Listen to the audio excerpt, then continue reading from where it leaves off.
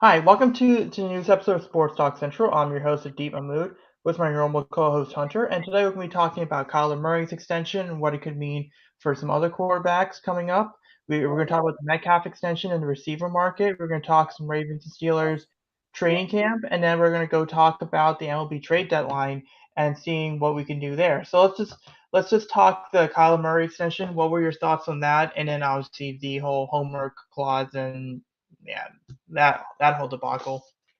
Forgive my girlfriend's mom's dog for barking up a storm outside at whatever is out there, if anyone can hear that. But yeah, I mean, the Kyler Murray extension, they kind of had to do it. I know it's not the best kind of extension, but what choice do they really have? The quarterback class next year, sure, it's not bad, but you kind of have to take a risk with this player, with where you drafted him, what he did for you last year, leading you back to the playoffs.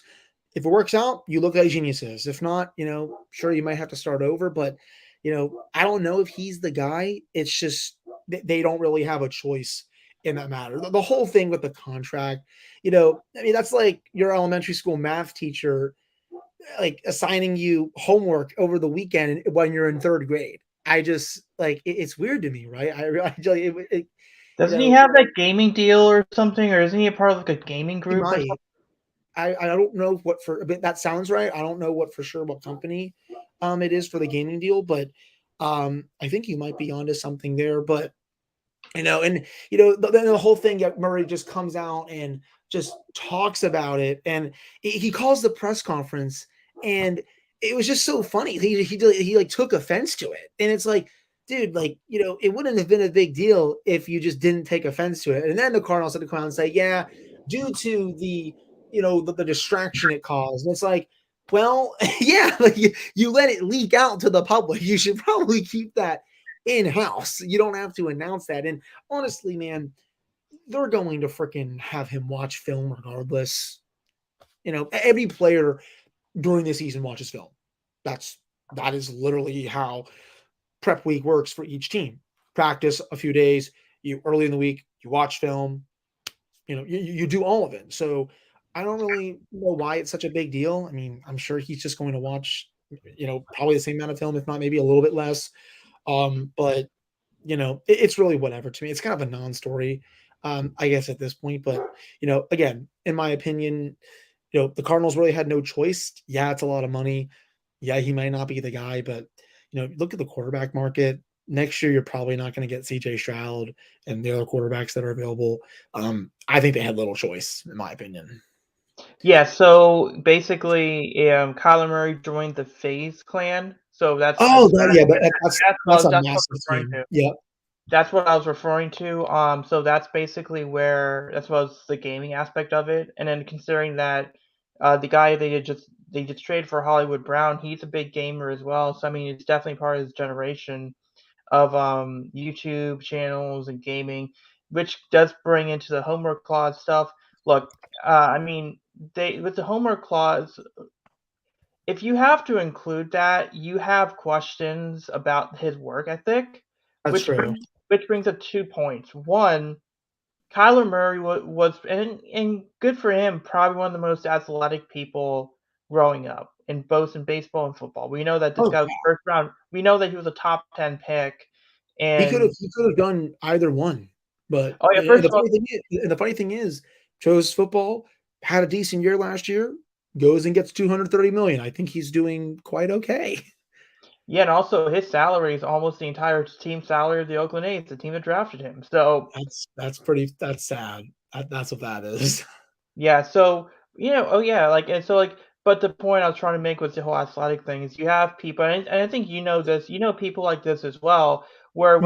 when growing up, when you were supremely athletic or you were way more intelligent than everybody else, you tend to get a little bit lazy with your ethic because you believe your ego has allowed you to believe you are better than everyone else. So it's one of those things where he was kind of skating by. I feel like something it might be a little case if he was probably skating by with his athletic talent growing up, and then he goes to the NFL, and then he gets humbled a little bit, and then you just see him reacting a certain way, and reacting with arrogance, and um, So that whole thing of, oh, I want my money or I want my contract, even going back to the draft, like don't like he was on Dan Patrick saying, don't ask me about baseball, don't ask me, like he was trying to control the narrative ever since going back to ever since was college. So I think there's a little ego regarding Kyler Murray. Whether he should have gotten this extension or not, the Cardinals had no choice. They had uh, Josh Rosen. They traded up for Josh Rosen in 2018. Then a year later, they brought in Cliff Kingsbury. Uh, Mhm. Only because Cliff Kingsbury had and then they traded up, and then the only reason why he was the number one overall pick that year was because Cliff Kingsbury really liked Kyler Murray. Because remember, beginning that college football season, like 7 or 8 months before, Kingsbury was saying if I had the number one overall pick, I would have taken Kyler Murray. And then guess what happens? He happens to be the head coach of the team that has the number one overall pick. He's going to take Kyler Murray, and they just let Josh Rosen kind of go away, and they traded him a few days after they drafted Kyler Murray. So they kind of forced themselves to make this Kyler Murray experiment work. And then going back to all the trades they made, trading for DeAndre Hopkins, trading for Zach Ertz, bringing in J.J. Watt, bringing in Mhm. his old college teammate. It just seemed, And they're without DeAndre Hopkins to start the season, right? Right, Adi? yeah, for the first 6 games, I believe. so I'm gonna bring up Couch Rider. So he's a guy that I follow on YouTube, but he basically said, well, first he said was he has distractions for football for sure. Yep. And then they could have traded for Baker and saved 30 million. I mean, you're swapping one Oklahoma quarterback for another. So I mean, that's one of the I think one for another that's probably not, it's probably who's not as good as Kyler, I would say. I don't even think Kyler Murray is, top 5 to 6 elite quarterback in the league. I don't know if he'll ever be that, but I would say at this point he's better than Baker Mayfield. right. Yeah, and then I think I mentioned homework clause. I mentioned the gaming stuff. Talent wise, look, Kyler Murray does have some good talent around him. He has disappeared in games. We could have played better in that playoff game he was in than he Yes. has, and we're not, and neither of us, I don't think, have a fraction of the ability that what people think he has. So it's definitely an interesting one. When we get to the training camp stuff, I will talk about how this reflects on Lamar. But I want to bring up the next one, which is DK Metcalf got his extension, 3 years, 72, 38 Mm. million, guaranteed. What are your thoughts on that? I think, he rightfully did get paid. He's one of the best receivers in the league. It was him and Tyler Lockett were just basically carrying the Seattle's wide receiver core like the last 2-3 years. He basically, Yeah, yeah, he's such a special talent. 2 of the first 3 seasons he's been over 1,000 yards. Gets over 24 million a year, and whose stock now goes up. I'll have you answer that question. Whose stock now goes up? And I don't know Debo, who's Debo, Deontay. yeah, Uh, I can't remember who else. I mean, and T Higgins. No, maybe T Higgins. yeah, that's a good one. That's a good point too. Definitely Tyler wouldn't say Boyd. Tyler Boyd as well. I believe Tyler Boyd's due for an extension. Debo Samuel, I think, is going to get paid Yep. here really shortly. But Metcalf, this was a smart deal. Oh, yeah, so this is Caltroy. Once you get to, we can address this question later. But basically, how much do you think Tyler Boyd's going to get? I personally think 21 million, 21, 22 million. Yeah, he'll get below Metcalf just because DK is a better talent and a better player than him. I would say maybe like what 3, like if it's like a 3-year deal, 3 years, 60 million, Yeah, and it something like depends a lot. Yeah, are you talking about Tyler? Yeah, it will yeah, depend a lot on Jamar and yeah. Oh yeah, Lockett. Oh yeah, Lockett. Apparently, he's talking about. There's another guy, Lockett as well. But I mean, it could be yeah. Lockett. Lockett's another guy. Yeah. So it's gonna be Tyler pretty. Lockett get a good amount of money. 3 seasons in a row, over 1,000 receiving yards. The year before that, 965. He honestly could get DK Metcalf money. I know he's a bit older, but he and Metcalf have basically carried that wide receiver group the last several seasons because they literally had no other depth around them. But Metcalf, he sets himself up to get even more money when that deal is up. We were texting about this. Yeah. He'll be 27 when that deal is up. Seattle probably not going to be good these next 3 years No. throughout the deal. I do not think so. You got So, Clock, Geno Smith, and I mean, maybe if they're bad enough this year, they can go get a top quarterback in next year's draft. I don't know if they'll be that bad where they can get someone like CJ Stroud, but or Bryce Young, yeah, or Bryce I Young. mean, I wouldn't be shocked if they if they draft like a Will Levis or someone like him, like for someone we don't think about, but it's like a third, fourth rounder just to buy themselves more time. Mhm. But yeah, I mean, yeah, their quarterback situation, they got to figure that out before they can figure out how good they're going to Yeah. be in 3 years. And if he does hit the open market, he will get more than 24 million per, because I think he's still going to put up decent numbers, even though his quarterback situation, it's not good this year and probably won't be that good next year unless again they do get one of Bryce Young or CJ Stroud or something like that. But he's always been one heck of a talent ever since he came into the league, and I'm glad he got his money. Now he can return to practice and try to ball out these next few seasons for Seattle. A lot of these 2019 receivers, they've gotten their money this year. Him, Oh, Hollywood's going to get his money soon, yeah, but he's going to get it. Terry McLaurin got paid. AJ yep. Brown got paid. Hunter Renfro got paid. Deontay still to come. Debo Samuel is going to he's going to make more, I think, than DK Metcalf did, especially because he's a threat in both the running game and the receiving game. And Still shocked if Devin Duvernay gets paid a little bit more, like more than you think, because he is. I mean, he was all pro in special teams, but he does have the talent for the Ravens if he steps up to be the number two.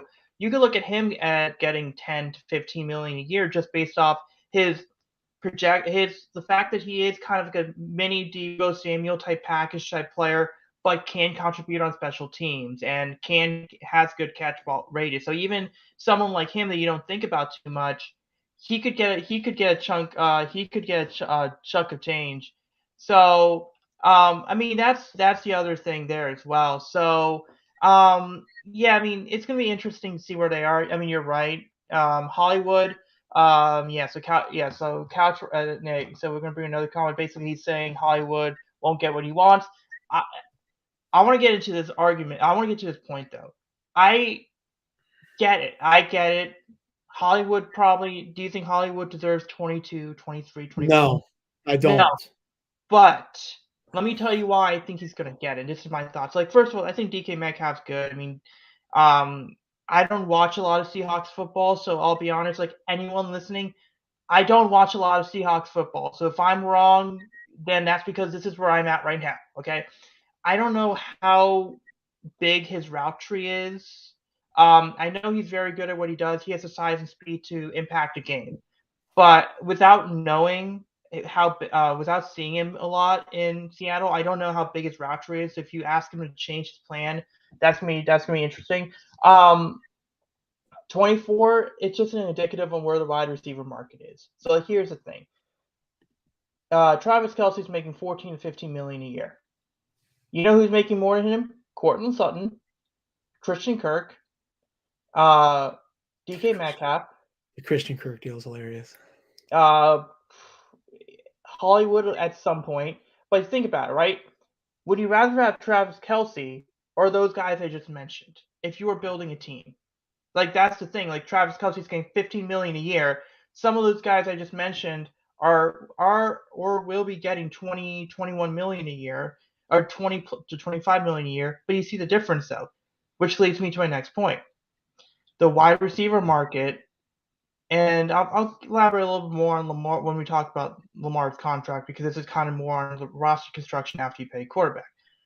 An above average receiver, to me, in the right scheme, is worth as much as an above average receiver. An above average tight end is worth as much as an above average receiver in the Okay, right.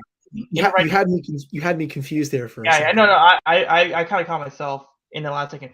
My point being is because when you think about it, you want a guy in your offense that can get you 900 to 1,200 yards. Yeah. And now the thing is, based off scheme, it could be a tight end. It could be a receiver. The difference between a tight end and a receiver is a receiver is not as big and is slightly more athletic and has slightly better route tree than a tight end. But a tight end, if as long as it's not a blocking tight end, has the same job resume, same job title. Mark Andrews is being asked to do what a receiver's doing. Travis Kelce is being asked to do what a receiver's doing. So it's just labels, right? So it's tight ends, tight end receiver hybrids, and receivers are pretty much the same in general. They're the same type of player. And I bring that point up is because and the NFL has kind of conditioned fans to think that receivers are the most valuable piece, most valuable in pass catchers. And so what happens is they want to get that top tier guy. They want to get those guys on the top shelf. Your Devontae's, your Tyreek Hills, your like that type of guy. Maybe your Metcalfs or maybe whoever else, like your Jamar Chase's of the world. But the issue is there's only a limited amount of those guys. So what they do is they'll move heaven and earth to try to get those top tier guys. If they don't, then they're going to go to that mid tier shelf and they're going to pay them like a top tier guy because everyone's kind of moving towards the receiver market Yeah. and inflating the value. So that's why you get Christian Kirk getting 21, 22 million a year. That's why you're going to get Hollywood Brown getting 22, 23 million a year. So the problem now is you're now inflating the market for the receiver to the point. If I had a balloon, I'll show you. The better example is imagine a balloon, and the balloon is not going to pop right now, but you keep pumping air into that balloon, the faster you know it's going to pop. So that's kind of where I view the receiver market. They're still valuable, but I'll hear your thoughts on this as well. But they're still valuable. But the issue with the receiver market is you're inflating value so much, you're actually hurting the market because now you're going to start to pay once the top tier guys are gone. You're looking at the second tier guys and saying, all right, we're not going to pay you as if you're a top tier guy. And then once that Yeah. tier is gone, we're now going to pay the third tier guy to be like the second tier guy or the first tier guy. But there's third tier for a reason, right? They're third tier for a reason. They're fourth tier for a reason. So But we're it also helps with the salary cap going up, I yeah, think, each and every yeah, and year. that's More teams are willing to spend more money to get the guy they want. Because free agency, that goes for any sport, especially the NFL. You're gonna have to overpay players to get them. yeah. They have other offers on the table. You kind of have no choice, but so I feel like it's only going to continue to get worse, especially at this position, as some of the players get better, and as the salary cap continues to increase. This isn't like the NHL right now when you have a flat cap and teams are afraid to spend money. No, like the NFL, it's growing on a yearly basis, despite what's going on with COVID and all that. And I mean, the cap I think went up by more than 20 million or something this Oh year. yeah. So it's going to continue to do that, and as it does, these And rightfully so. Players are going to ask for more money, and rightfully yeah, so. And I even guess outside of the receiver position, yes. you are going to see other More, players that maybe are not as point receivers ask for more money. And I think we're not far away from now. I've been seeing, I think, other media members and people saying this, where we're potentially going to see more fully guaranteed contracts. I think that's a very distinct possibility that could be coming in the next few years. yeah, no, and the point out right, and you're right on that one. And the ultimate point I was trying to make is not that it's a bad thing. It's something that's going to happen. So what certain teams will do, like if you're the Ravens, is say, wait, we still need a guy that can get you 900 to 1200 yards. But what we can do, but we're about to pay our quarterback 45 million a year or something around that range. But we can't. But it harms our team building if we go and get a guy 45 million and then we pay a guy receiver 28, 29, 30 million. So what we can do is say, all right, so we're gonna go find there's some luck involved. But if you can find an elite tight end like a Mark Andrews, like the 49ers have with Kittle, like Yeah, the Raiders have with Waller, and the Chiefs have Kelsey. with Kelsey. Maybe the Lions with Hawkinson. Who knows, right? But those guys can give you a similar level of production as a DK Metcalf, as a Devontae Adams in the right scheme. But the thing is, right now, those guys are worth 14, 15 million a year. So what that does is, while other teams are going to 25 to 28 million a year to get a guy that can essentially get 900 to 1200 yards, 10 touchdown catches, all that other stuff, some other teams are paying a guy 15 million a year to do the same thing. So you still need a receiver, you still need a Rashad Bateman, you still need to develop guys, but it gives you more freedom, especially with the bulk of production. It's almost like a Moneyball type philosophy where you're getting the same level of production, but you're looking at something undervalued. You're going to the road less traveled, and I wonder though if teams are going to start to do that where you're like looking at how tight ends are being used, like in college football, trying to get like a tight end with receiver capabilities, and start to give them more of the ball, more of the production that way. But yeah, ultimately, I wouldn't be shocked to see tight ends start to make 15, 16, 17, 20 million a year. But you know what the best part about this is? Right now the Ravens and some of these other teams are, and even the Steelers. Like I can put the Steelers in there with Fire Mouse as well. Um, they're now operating with, okay, let's try to incorporate our tight end more and try to get them to produce more. That means when with receivers, we don't have to go and get receivers to produce. Receivers can produce less, and we're fine with it because we're not necessarily paying 20 something million dollars for it. Over time, think of it like this: the receiver salary is up to here, the tight end salary is up to here. So ultimately, what happens is over time, the tight end salary kind of goes up. Now, when that gets to 20 million, 21 or 22 million, then the receiver salary demand or the market for receivers will decrease. And then that's when you'll start to see teams start to go back into the receiver market. And I wonder if teams like the Ravens and 49ers and Chiefs are onto something here. And what they're doing is they're exploiting a market inefficiency where they're looking at an undervalued asset and making it to them a valued asset.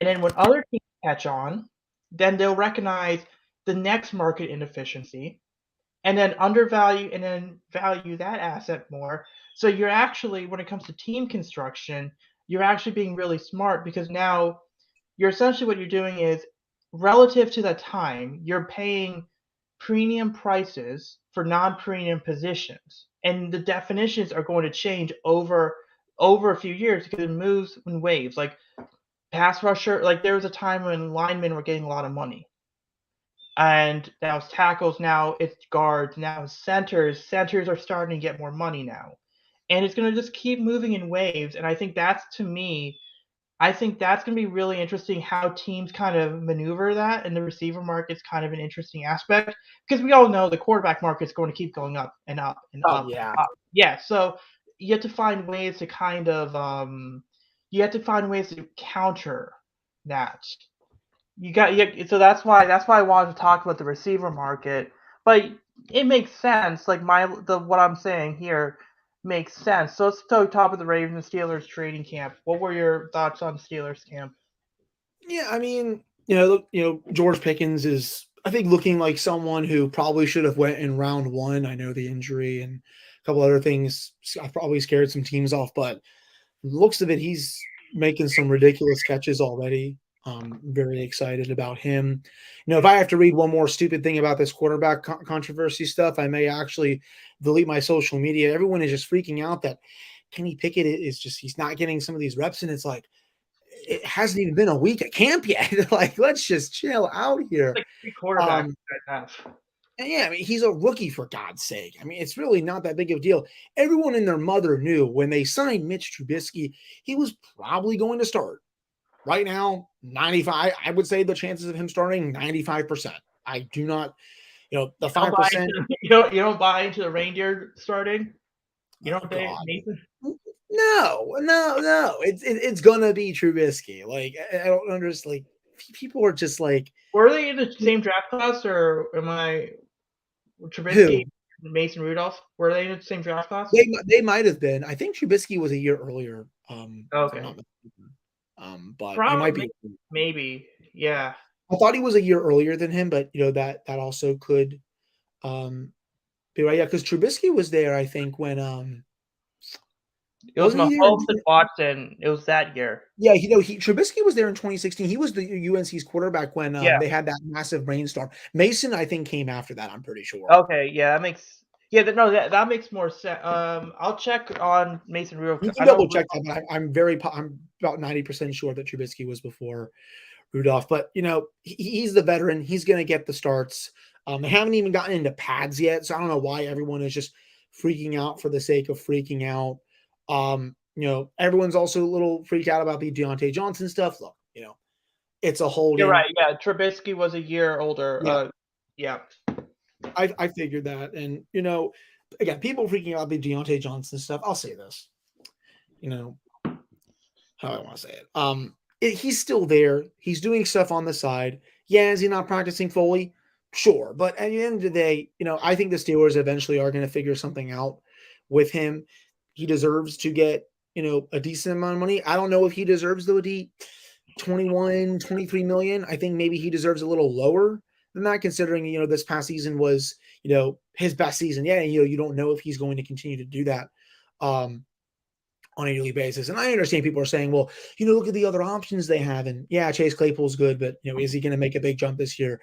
Yeah, they have George Pickens, rookie. Yeah, they have Pat Fryermuth, who's Also, potentially George going to Pickens. Let's be. also keep in mind Chase Claypool. Chase Claypool wasn't exactly great in year one, and Yeah. George Pickens kind of has that same intangibility with size and speed. So yeah, I think George Pickens can be good, but don't overstate the expectations. Yeah, he's a rookie. Claypool, he's looking to potentially have a big jump this year. That would be great. Looks like he's really, learned some things off the field going into this year. Pat Fryermuth, I think, is on his way to being, in my opinion, the top 10 tight end in the league. He could push potentially top 5 at some point. I don't know if that's a little, maybe, yeah, maybe a little. That's a little much, but I think he's well on his way to being top 10 for sure. Yeah, easily a top 10 tight end in the league. I'm not saying he's gonna be Mark Andrews or anything, but they have a lot of good offensive weapons. So, but in fact, if you add Johnson there and he's extended, that looks even better. Again, I do think they get something done with him, whether it's a 3 or 4 year deal. Maybe he gets 19 to 20 million, but there's really just no need to freak out about all this stuff. Just it's so early in camp. Trubisky's going to get the starting job. People aren't going to like it. Whatever, people are also concerned about Pickett and, struggling a little bit. And, he's looking like the third quarterback right now. Whatever. John Schneider did put a comment. Wide receivers not a problem over there. They're good. They just got to see who rises up. Yeah, I mean, the Steelers never have wide receiver problems. That they mainly know how to coach those guys up. I mean, Miles, former Raven Miles Boykin's there. Looks like he's had a nice start to camp. Anthony Miller is trying to get a spot. They're very deep at that position. Calvin Austin III looks like probably one of the fastest players I've probably watched. To be honest, I'm not going to say he's an upgrade over. He's an upgrade over Ryan. I'm not going to sit here and say he's Tyreek Hill fast. I think no, but he's better than Ryan. Was it Switzer? Yeah, he's like he'll be a good third or fourth option at the position this year, assuming that Johnson does get extended. I think outside of Johnson, who has to be here, and then Claypool and Pickens, he's probably their fourth target on the team. So, it's early. I'm not really focusing on too much. It's nice to see Miles Jack making some plays in camp. I'm actually really excited to watch him this season. I used to obviously hate him when he was in Jacksonville, and now the tables have turned a little bit. But I did, obviously a lot of storylines with the Ravens. Lamar Jackson with all that stuff. I actually wrote a story for work today.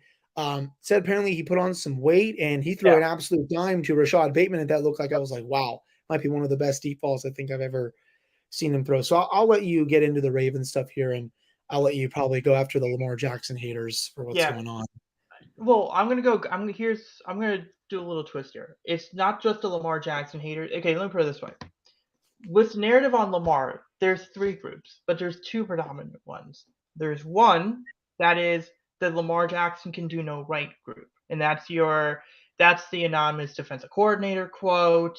That's the people who thought that he wouldn't be a quarterback when he was preparing for the draft, all that other stuff. You have Raven fans saying that those guys are obstinate, and that they are not going to change their opinions, and we should not listen to them. And then they also say stuff around sports media and debate shows and how they use the Ravens name as cheap clicks. On the other hand, some of these guys are closer to the Lamar can do no wrong crowd than they would admit. And the problem with that is it's when something goes wrong, it's not Lamar's fault. It's John Harbaugh. It's Greg Roman. It's anyone but Lamar. And it's not Ravens fans are not to that point where they're either Lamar can do no right or Lamar can do no wrong. It's mainly it's more of there's a little hypocrisy there. So like Greg Roman put out this quote. He did this press conference and he said, "Oh yeah, Lamar looks good. He's throwing the ball more." And then he said, "Yeah, we can now. We are able to do a few more, incorporate a few more aspects in the passing game." And like there's a lot of back shoulder passes, and you're right, higher velocity throws. And a lot of Ravens fans attacked Greg Roman and said, "Oh yeah, that's a backhanded compliment." But Cole Jackson posted the entire 30-second or 1 minute question when he was asked when Greg Roman was asked that question. He said, "Yeah, our playbook's 20%. There's 20% that's about new, and Lamar has shown in his physical growth and details in the smaller things because Lamar is very good at a lot of things, and he's very good in things that other quarterbacks struggle in. But there are certain things that he could improve on that other Yeah. quarterbacks are good in." And I think that's a fair assessment to make. And I think the finer details, the outside passing, back shoulder throws, he could improve in. I'm not Yeah, saying that I've always said like just some of his passing mechanics just could be improved on, and I think a lot of that can be said for a lot of quarterbacks in the league. yeah.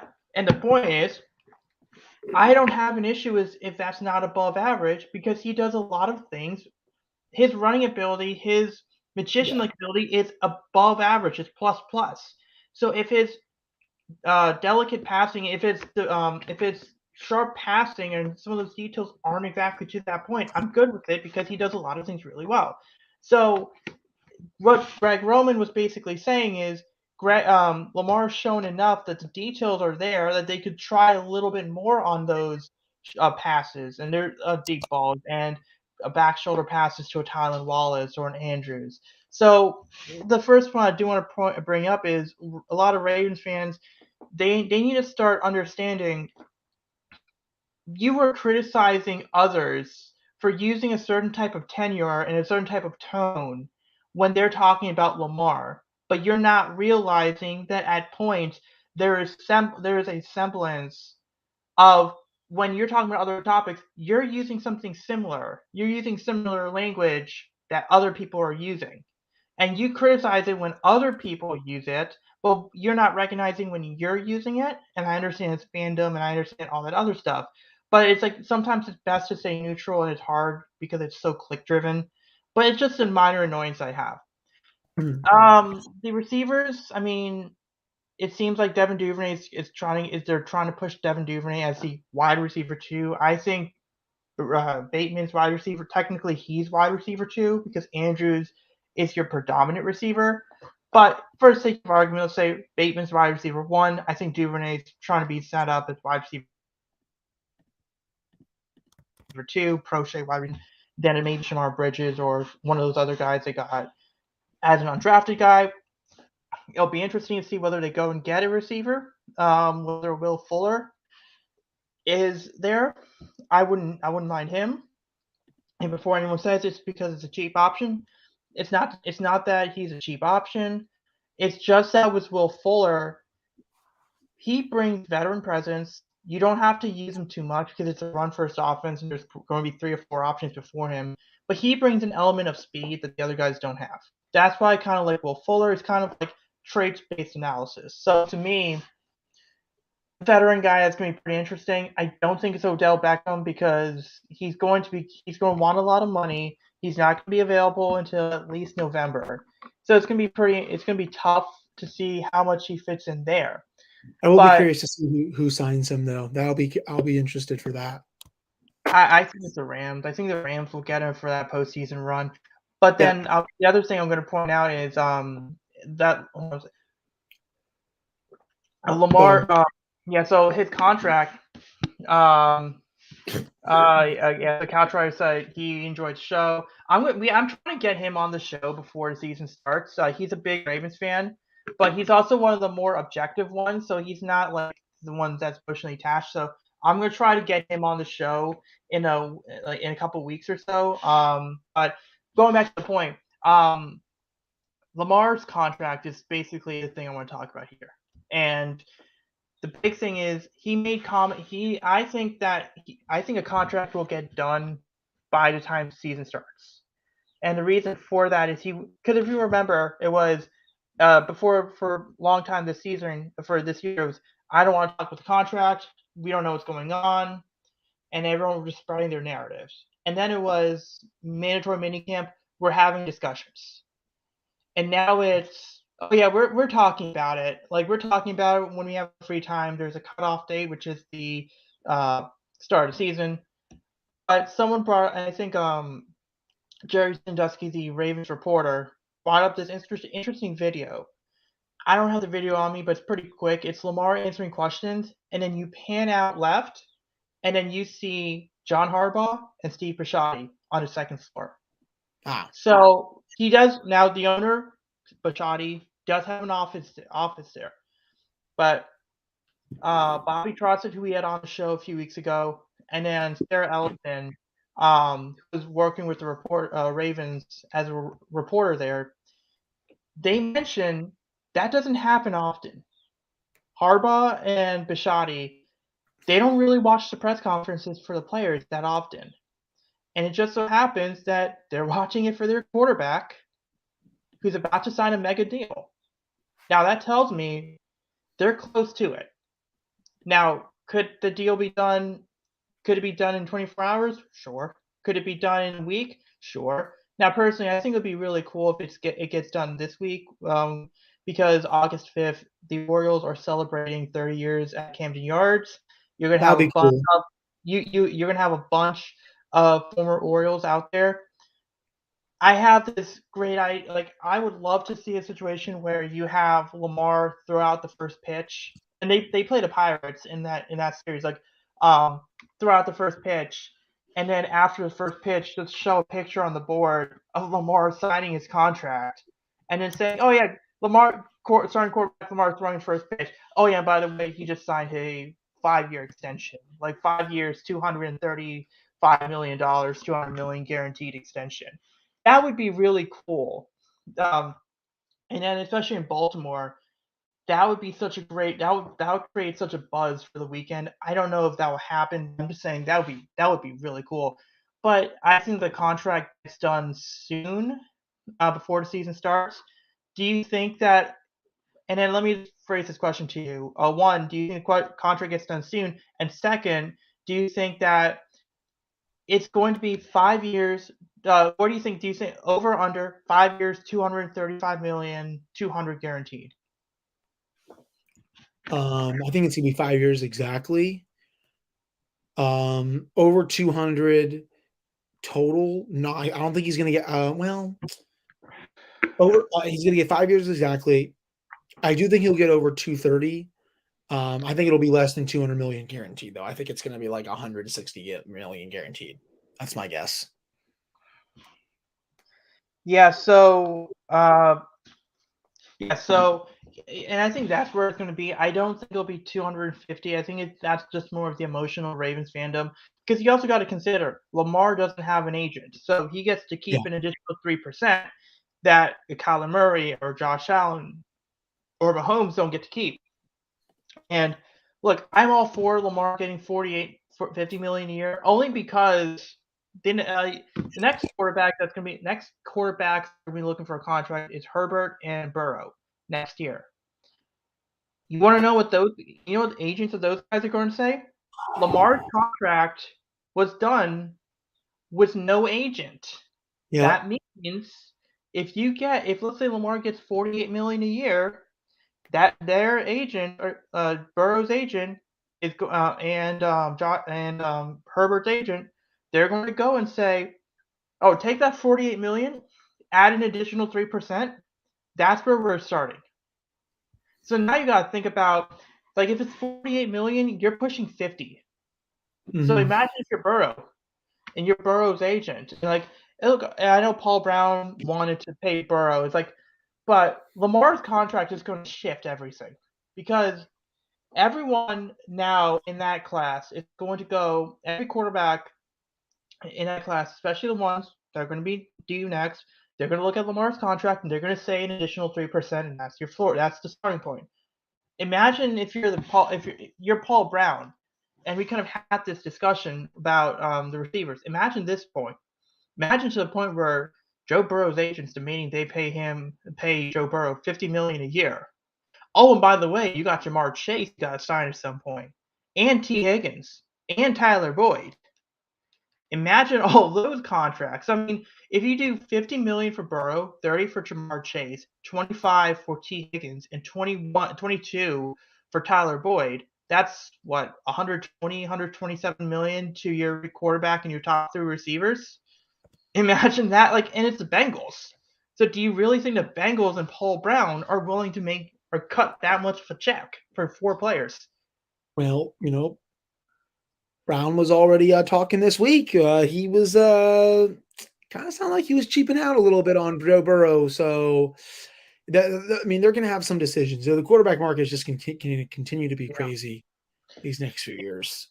Yeah, no, I think to me, and I think that's the interesting aspect of it because Lamar's contract is going to mean a lot more, and it kind of ties in the value of the receivers we were talking about before and the value of the quarterbacks because it's gonna be a while, a few years, and even an increase in the salary cap won't actually mean much because I think teams are going to find out they're going to have less space than they think. So let's move on Mhm. to the MLB Trade Deadline.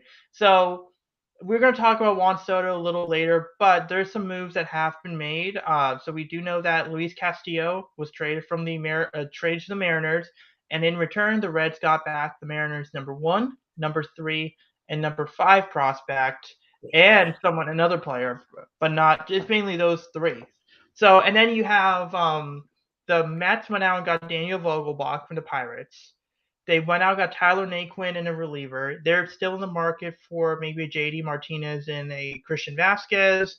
Maybe they look for Trey Mancini, but I doubt it. There's Josh Bell and maybe Kyle Finnegan rumors. There's Wilson Contreras, David Robertson. What are your thoughts on this trade deadline?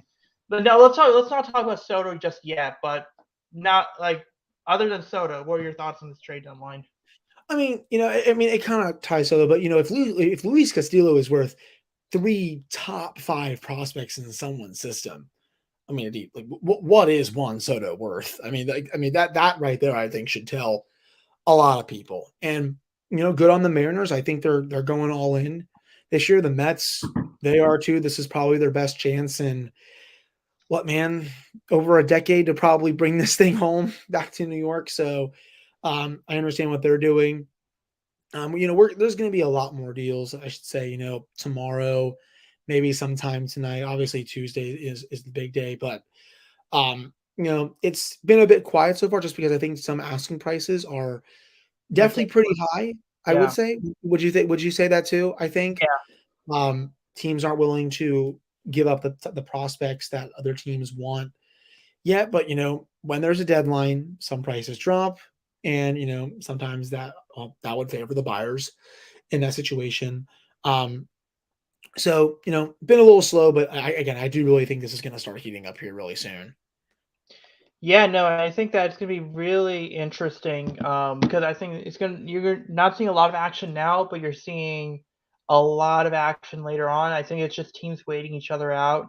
Because I think Castillo's the first one that drops. You still got Frankie Montas from Oakland, apparently. So it looks like it's Blue Jays, Cardinals, and Yankees for him. But then with the Yankees, if they don't get Montas, then there is Noah Syndergaard. There is who else was there? Jose Quintana. So Yeah. there's options there. So I think you're going to see one or two more starters get moved. I think Montas has to get moved at some point. Maybe you see a Quintana get moved, but And obviously we have the Giants. They're sellers now, so they're going after Rodon. Carlos Rodon is now available for trade. The Red Sox are Mm. now sellers as well. So you got Christian Vasquez and was and JD Martinez. Like I mentioned, Josh Bell, Wilson Contreras. I think you're going to see a few trades out there. I don't think Mancini gets traded. I know there's a lot of Orioles fans that are questioning whether he gets moved or not. I don't think he gets moved because the thing about Mancini is that the only team right now that seems to be interested in him is the Mets, and they kind of look at him as like a platoon DH. But the Orioles seem to have a higher price for him. I don't think the Mets are going to meet that. I don't think Houston has an interest in him, and I don't think Milwaukee has an interest in him. So I think he sticks around. There's nothing on Santander. There's nothing. I don't think the Orioles will move a bullpen piece, so they're pretty much going to be doing nothing. I don't. Marlins could have potentially moved Pablo Lopez, but with Max Meyer needing Tommy John surgery, I don't think they'll move Pablo Lopez. Um, the Tigers, I think, are. I don't think they'll make a move. I know they made a comment about how like even though they were supposed to be what 2-3 years into their rebuild, they're saying, oh yeah, anyone's available for trade. So you got Tariq Skobel, but I don't think teams are going to meet Tariq Skobel's asking price, the price they have for Tariq Skobel. But and then you got I have no idea what the heck the Rockies are doing because Daniel Bard is they extended 37-year-old reliever Daniel Bard to 2 years and $19 million. Uh, but they do that. They have that weird thing of they look like they're gonna win and they're gonna sell off their pieces. And so it seems like CJ Cron's not going to be available for trade. Kyle Freeland's not going to be available for trade. But really, I think the teams to look out for Mets, Yankees. Those are really teams because the Mets are trying to get the Mets Yeah. are trying to get a bat, and this is where it gets interesting. They're out on a Soto race, but they might go get a bat. Now, from what I understand, there is Wilson Contreras and David Robertson. That's one track. There is Trey Mancini in a reliever in the Orioles bullpen. That's track two. Vasquez and Martinez, and then they'll probably try to go get a reliever like an Andrew Chafin from Detroit. That's track three. So it's going to be really interesting. I think the Mets will make a move. It'll be last minute because they're trying to wait out the other teams. But let's talk the other point, Juan Soto. What are your thoughts? Do you think he gets Yeah. traded? No, I don't. So it sounds like they're down to the Padres, the Cardinals, and the Dodgers. And I think the Cardinals offer the best package for him, top prospects, MLB ready, although also MLB ready players that they have both. So I think there's a match potentially there. But do the Nationals think they can get that kind of offer? Like, are they comfortable doing that? Because the Cardinals, they have that. I've seen a couple trade proposals put in. They would be getting, I think, 3 of their top 4 prospects, I'm pretty sure. Also, MLB young, ready players who have played in the major leagues. I think Dylan Carlson's one of them. I'm pretty sure, Deet, that Yep. they have been mentioned in trade talks. I just don't think they do it. I think they're going to hold on to him. I think they're going to try to sign him throughout the season and potentially into the offseason. I don't think it happens this year. I really don't. Should prove me wrong, but I don't. I think Josh Bell gets traded. I think there's a chance Nelson Cruz gets traded. Kyle Finnegan, a couple other bullpen guys, maybe a couple other hitters could be traded for prospects and stuff. But in terms of the big fish, indeed, I don't think Soto gets traded. Yeah, no, I think that because here's the thing, Rizzo is going to be asking a heavy price, but Rizzo's And going to be rightfully so. yeah, and Rizzo's price is going to be heavy because what this trade because I don't think they're going to be able to extend Juan Soto. What this trade will determine his job security. If he gets the right package and sets up the new ownership, he'll keep his job. If he doesn't, the first move that the new ownership will make, is to fire Mike Rizzo. And that's the other thing. So that when you see Yeah. Mike Rizzo basically saying the price is a lot, it's really him trying to protect his job. Now, I know Jeff Passan said 80-20. I think it's 50-50. I think he could get traded. Passing was 80-20 for what? Like what ratio? 80 Sorry. that 80 that he would get traded. Really? Yeah, he said. Oh, but he said it could change. He could say like he said. He I kind of just said, I just don't see it right now. I really don't. I think they're going to keep him. Again, you know, I like the Cardinals package out of everything I've seen. I think it oh fits the yeah, National that Cardinals package looks really good. Yeah, I mean, look, you look at their prospects. Like I believe those are 3 of their top 4 guys, MLB young, ready bats, and that can step in, and you have a lot of team control on those players. That makes sense. The other ones I don't really care about. That would, in my opinion, if you're looking to trade him, it's that one or bust. That's it. Yeah, and I think that it's probably smarter for teams. Like I would say, it's probably smarter for teams to wait until the new to trade for Soto because right now Yeah, you have to move a ton to get him. yeah. But if you wait later, then you could probably get him for maybe one less prospect or one. It's like it would be less, and I think you basically the game is the national. Rizzo has all the leverage in the world. The other GM doesn't. So now, if you wait until this next offseason, give the Nats a Nationals should give him a counter offer to Soto just to see if they can do it one more time. And in this offseason, if they can't do it, trade him. But I I think think they it's probably the better way to go. They don't have to if they don't want to for this deadline. I don't think they do. They're probably going to give it 1 or 2 more go rounds to try to extend them. If not, maybe then they're like, okay, we tried again. We upped our offer. Maybe we have new ownership in.